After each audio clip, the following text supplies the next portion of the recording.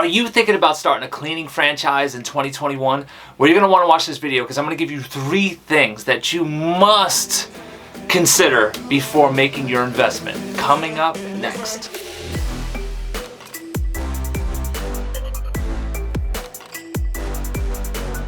What's happening, everybody? Welcome back to the channel. If this is your first time here, my name is Mike Mack from the janitorialentrepreneur.com, and I help people start, grow, and automate wildly profitable office cleaning businesses. In this video, I'm going to go over 3 things that you absolutely must consider before starting your cleaning franchise in 2021 and beyond. So definitely stick around to the end because I promise you, you're not going to want to miss any of these. Okay, but before we get into this video, if you haven't already, hit the subscribe button, turn on a notification bell. I put new videos like this out every Friday and you're not going to want to miss it. And if you have any comments, leave them below the video. If you have any questions about my personal experience with franchises and you want to get a little more information so you can make the investment like a smart investment, leave those below and I will get back to you. All right, so let's get into the video. Okay, so a quick little bit of a backstory. When my fiance Jess and I started our cleaning franchise years ago, we were so excited. Now, we were just working at our 9-to-5s at the time and we didn't have any bank account, we didn't have anything saved up, so we had to kind of had to hustle that way up to get the initial investment of $10,000. I think the complete investment was 15 all in all, but it was 10 up front to get in kind of on the lower end, and then we financed the rest.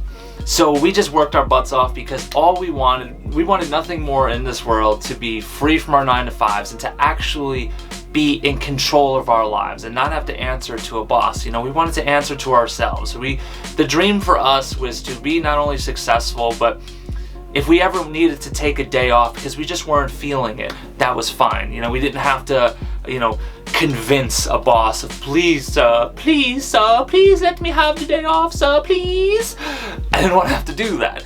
And in my experiences, at least more than half of my jobs, that's what it felt like. If it was a day you just wanted to just skip work and hang out with family, you couldn't, or the next day would be kind of like hell for you, okay? But so we worked our butts off and we saved the initial investment, and guess what? A little bit after the investment was made, maybe a few weeks of a little bit of training, we got our first accounts. We were so happy. We were finally business owners, and guess what? We worked our tails off even more. So we were at our 9-to-5s by day, and at night, Jess and I were doing the cleaning. We were doing the cleaning in the beginning because it's like, yeah, who cares? Like, it's our business. Let's just do it. There was no manual. It was just like, why not do all the cleaning for now? And it worked. It worked like a charm because guess what? 2 months later, that's kind of the pitch you're waiting, a couple months, but 2 months later, we got our first check, and oh my God, we have never, ever seen a check like that in our lives addressed to us. The check was for about $5,500. Oh my God, and that was all to us. I mean, I'll be honest with you, I cried a little bit in the car. When we got back, we were so excited. We went to the franchisor, we picked up the check, we got back to the car, we didn't look at it, we looked at it together. I cried because I was like, oh my God, we did it. We did it. It's all ours. I've never seen this before. But then the honeymoon ended, and that's what we're gonna talk about in this video. Okay, the first thing you must know before you invest in a cleaning franchise in 2021 and beyond is there will be a lot of underbidding. That's right, a lot of underbidding. Now, how do I know that? Well, I know that from my experience and other people that I know who've also started cleaning franchises experience. And here's why I know that that's most likely going to be the case in your situation. The underbidding happens because of 2 institutional things that it's not conducive to overbidding or bidding a fair price. The number one thing is, think about the objective. The franchisor's objective is to increase their book of business. They want to take over the area. They want more and more cleaning accounts because guess what? That's more and more royalties that come back to them, right? Nothing wrong with that. Nothing wrong with wanting to grow. The thing is if you're not if you don't have the principles to say, well, we can't underbid because that hurts the cleaning franchisee and that hurts their ability to like grow and prosper, that's not really their objective. Their objective is to grow and give you accounts. The more accounts they can pass on to you, now they can focus on other stuff, right? So right off the bat, you're just not off to a good start. Not to mention, they don't use any creative methods of marketing. So a lot of it's just cold calling and cold emailing and just relentless follow-up. And that's how they drum up business. But when you're doing those things, you're not the only one doing those things. So because of that, one way, the easiest way, the way everyone tries to set themselves apart is to come in cheaper, okay? So you add that and the fact that they're not setting themselves apart from anybody, big problems. An absolute perfect recipe for underbidding. I'll give you one more. Usually the franchisor has a sales team. And now let's look at the objective of the sales team. Sales team is the same objective as the franchisor. So they're going out looking for accounts and they're selling. They're selling on the phone. They're following up, right? And then let's say they get their way.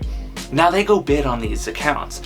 And the thing is a lot of these salespeople, I mean, no salesperson have I ever heard of in that game that was actually doing cleaning before. You know, why would they? I don't get it. You know, I don't blame them. But since they've never done the cleaning, they're putting bids together based on the amount of time that they estimate it should take to do the cleaning. Now, let me tell you something. At least in my experience, and we had a rock star. Our sales guy was the best. I mean, I love the guy, but it was constantly going to accounts that were underbid. We were taking accounts on that were just, what can we do here? There's nothing we can do here. There's no profit margin, it's underbid. And that underbidding absolutely killed us. Thing number 2 that you absolutely must know is that you cannot pick your clients, okay? I mean that. You can kind of pick it.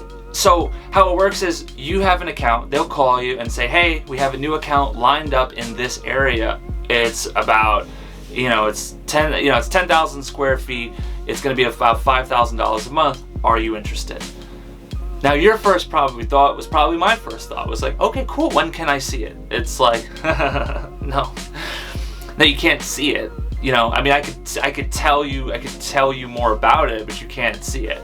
You say, wait, why would they do that? That's not fair. No, yeah, they're not purposely being jerks. It's just from their perspective, if you pass on that account, which is your right, if you pass on that account, then they have to go find somebody else in their franchisee network. And if they pass on the account, do you know what I'm saying? So they would rather it be on the phone. So if you want this account, you say, no, I'm gonna go to the next person. No harm, no foul. However, if I take you to the account to show you the place, guess who you have to involve? You have to involve the business owner because they're gonna give you a proper walkthrough. And if I pass, then they have to bring another franchisee in. So you're taking this business person away from business to show them around the account. In fairness to the franchisor, they can't do that. That's not a good start to get off with a client. So unfortunately, the franchisee is the penalized one because we have to sit there and guess. We have to almost like flip a coin. Should we do this account or should we not? So more times than not, you end up with nightmare clients. Now, if you've been in my world at all, you know I constantly preach dream clients. Any one of our students, they're always taught you need to attract your dream clients. Attract your dream clients. Not cold call and just heavy sell anybody, because then you get nightmare clients in that way and it's impossible to build. Let me give you just one example of an absolute nightmare client we had, and this will tell you everything you need to know about why nightmare clients are not the way. A few months into our cleaning franchise, we got an offer for a big school.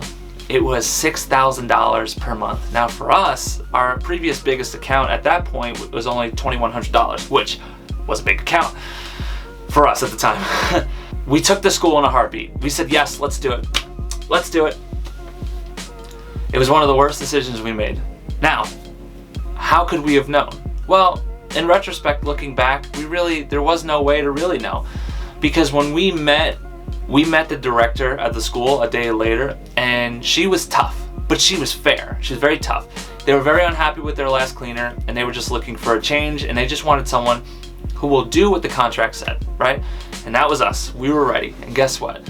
Jess and I stayed by ourselves before we found cleaners. We were like, objective 1, make her happy, find out what makes her happy, and then objective 2, we'll hire. And that's what we did. We got her so happy. Jess and I, it was only supposed to be 4 hours per clean for one person. Jess and I were there 5 hours for 2 people. So that just goes to show you, we put so much work in up front just to make her happy. And guess what? We made her ridiculously happy. And because of that, we were off to such a great start, and we decided to staff the account. We put cleaners there. And we were very over the shoulder with the cleaners in the beginning, just to give them proper training and just proper guidance to say, hey, listen, we're not the type of people that are gonna hawk you. We just wanna show you how to make them happy, because if you make them happy, we can, this will go on forever. Like, we'll be good. No, you won't hear from us, we won't hear from them, everyone will be happy. And that's what we did.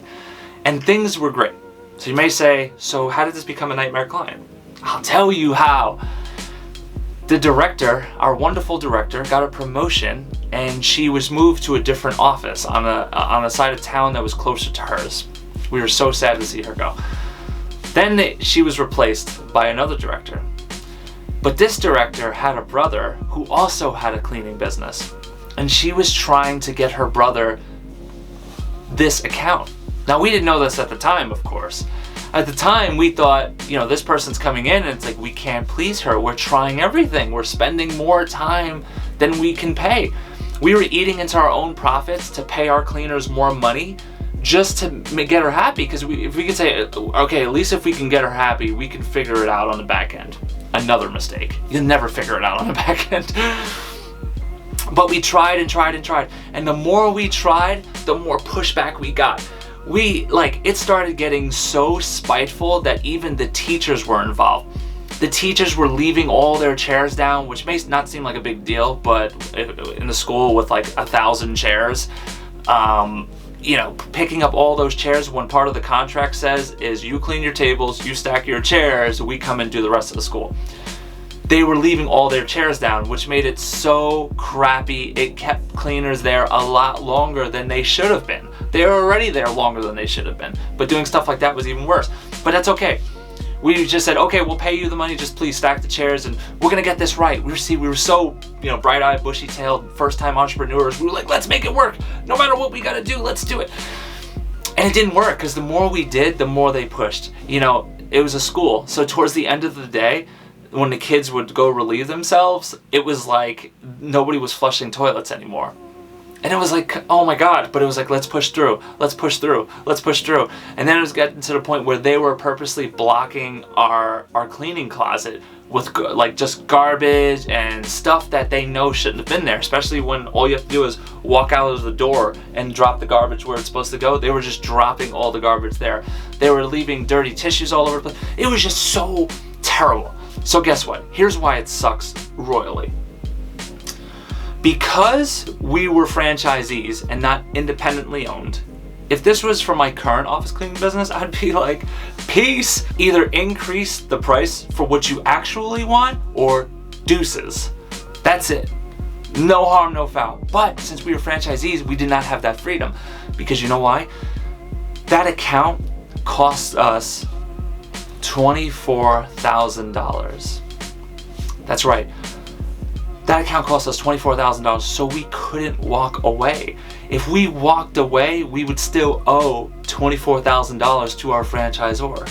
And then that franchisor would get to resell the account to another franchisee, and they'd probably make, $48,000. Do you see how unfair that is, and do you see how terrible that was? Not to mention, we had asked for support, and at one point, I got a phone call that was like from the franchisor. He's a nice guy, but he was like, hey, figure it out. I don't know what to tell you. We had the worst of both worlds. We weren't independent enough to have our own freedom to leave, and we owed so much debt, we were actually stuck. So it's something that you really need to consider. So this is just one story of how a nightmare client can really just ruin everything. And this is one story, I wanted you to consider. Okay, and the last thing in this video I really want you to consider before investing in your first cleaning franchise is point blank, the more you grow, the more you owe. Now, just to give you an idea how franchisors make their money, one of the ways they make their money is on never-ending royalty fees. Franchise fees, support fees, whatever. That's one way they make their money. But the biggest way that they make their money is they sell the business to you. Now, typically, I've never heard of an instance where it was less than 3.5 times per the monthly volume. But in our case, it was 4 times the monthly volume. So let's just say they land you, hey, I got a new dealership for you, it's $10,000 a month. You're like, woo, let's celebrate, baby, $10,000 a month. Guess how much you owe the franchisor? That's right, not $10,000, not 20, you owe them $40,000. That's right, $40,000. Now that may seem like, oh my God, yeah, but you're getting $10,000 a month. It's like, no. With a franchise life, like those profit margins are not strong at all, you know? So you're making a few grand a month and the rest is going towards, you know, franchise fees, insurance, cleaner fees, supply fees, things like that. You're really not left with much. And then on top of that, they're gonna pull out monthly what you owe from them, $40,000. I mean, that's a good car. That's instead of paying a franchise, or if you had your independent company, that's legitimately what you would owe them on the account alone. That's like you can go out and buy one of your dream cars. You know what I mean? Like that's how I would look at it, and it would just, God, we were so salty because of it. Okay, in conclusion, I just want to say this. I don't regret my time owning a cleaning franchise. I actually learned so much, and my franchisor, who I kind of made out to be a bit of a bad guy, he was not a bad guy. He was actually a great guy. I thought he was a great mentor and a salesperson. He was also a great mentor. I love them very much. I'm just talking fit. So I'm not trying to convince you that franchisors are evil or anything like that. I'm just saying it wasn't conducive to what Jess and myself actually set out to do. We set out to start a successful business and to build that business to the point where we were free from our 9-to-5s and we were employing great people and we were happy doing what we did, and we only took on great people and we were serving great people, and it was just a wonderful, like that's what we thought. And then we thought we would just have all the freedom in the world and we would have real independence. You know, that's what we were after. And the point of this video is to say that if that's what you want, then starting a cleaning franchise in 2021 and beyond is not the move, okay? Starting an office cleaning business is a great decision. It's just the franchise part that kind of gets in the way. You know, I have another video where I talk about my big turning point of restarting an office cleaning business, but this time independent, was because I had an epiphany of saying, well, I actually enjoyed running an office cleaning business, but I didn't enjoy, the things I didn't enjoy were directly related to owning a franchise, right? You can get that video from above. You definitely want to check that out. Also, below this video, I gave a couple of free resources for you to actually maybe educate yourself on both sides of it, what it was like to start an independent, what it's like to start a commercial cleaning business. Below this video, there's 7 reasons to start an office cleaning business if you haven't even considered it before. I also give you my free cheat sheet. It's called 3 Secrets to Build a Hyper Profitable Office Cleaning Business Without Getting Stuck Doing the Cleaning. That is a great resource. I got a lot of great feedback because of that. And below this video, if you're interested, I put a free training for you. It goes over the 3 stages of creating a wildly profitable and office cleaning business. That is below. That is absolutely free to you, and it's my thank you for you guys watching this video to this point. And if you haven't already, what are you waiting for? Hit that subscribe button and turn on notifications so you get notified every time this one goes out, because every Friday you're gonna get a new video just like this. And if you have any comments about any questions that you want me to make a video out, leave that below as well. But until then, I'll see you next Friday. I got nothing else going on. A very happy New Year to you. Happy holidays, Merry Christmas, Happy Kwanzaa, Happy Hanukkah, whatever you like. Happy whatever that is. More importantly, happy life. That's it for me. I'll see you next week.